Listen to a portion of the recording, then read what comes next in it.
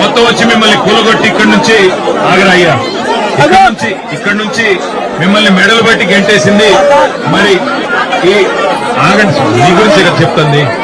దయచేసి నా రిక్వెస్ట్ మీ అందరితో, ఏడొద్దు అన్న, ఏడొద్దు అన్నా ఏడొద్దు, కాగితాలు పెట్టు, ఈ కాగితాలే అవసరం. నాగరాజు, మీ అందరికీ నా ప్రార్థన, మీ అందరితో, మీ దగ్గర అన్ని కాగితాలు ఉన్నాయి.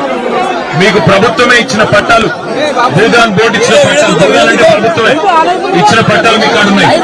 మరి మీకు గతంలో మీరు ఇక్కడ ఇంటి పన్ను కట్టిన దాఖలాలు ఉన్నాయి. అలాగే గతంలో ఇక్కడ కరెంట్ స్తంభాలు ఉండేది. ఇవాళ ఇందిరమ్మ రాజ్యం అని చెప్పి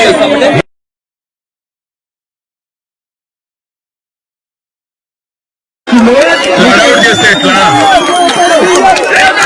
అడౌట్ చేయకండి. అన్ని ఉన్నాయి, కాగితాలు అన్ని ఉన్నాయి, కోర్టు ఆర్డర్లు ఉన్నాయి, కాగితాలు ఉన్నాయి. మీకోసం కొట్లాడతాం. అవసరమైతే సుప్రీంకోర్టుకైనా పోయి కొట్లాడతాం, శాసనసభలో కొట్లాడతాము. వదిలిపెట్టాం వచ్చింది అందుకు. దయచేసి ధైర్యంగా ఉండండి తల్లి, ధైర్యంగా ఉండండి. మళ్ళీ ఇక్కడే మీకు ఇల్లు కట్టించి ఇక్కడే గృహప్రవేశాలు చేయించే బాధ్యత మాది. అందుకోసమే వచ్చింది. ఎవరు భయపడద్దు, ఎవరు ధైర్యపడద్దు, ఎవరు ఎక్కడికి పారిపోద్దు. నేను మీ అందరికి చెప్పేది ఏమంటే ఐకమత్యంగా ఉండండి. చెడగొడతారు, మిమ్మల్ని విడదీస్తారు.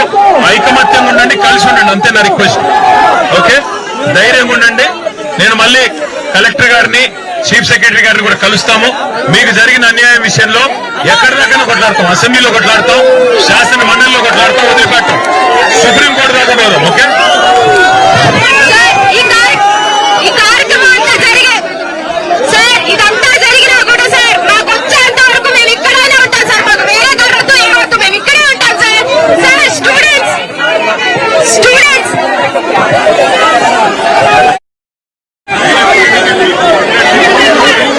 మాకు కలెక్టర్ అబద్ధం చెప్పింది సార్. మాకు కోర్టుకి మీకు అందరికి ఇస్తా అన్నాడు, ఇవ్వకుండా అన్యాయంగా నోటీసులు ఇవ్వకుండా, ఎటువంటి ఆధారం లేకుండా ఒక దొంగతనం వచ్చిన వచ్చినా సార్ అబద్ధం ఏమీ లేవు, అంత అబద్ధాలు. ఉన్న పలగట్టు ఒక పిల్ల మీద ఎరగబడ్డాడు, వచ్చి మీద పడిన పెద్ద అవలేదు సార్.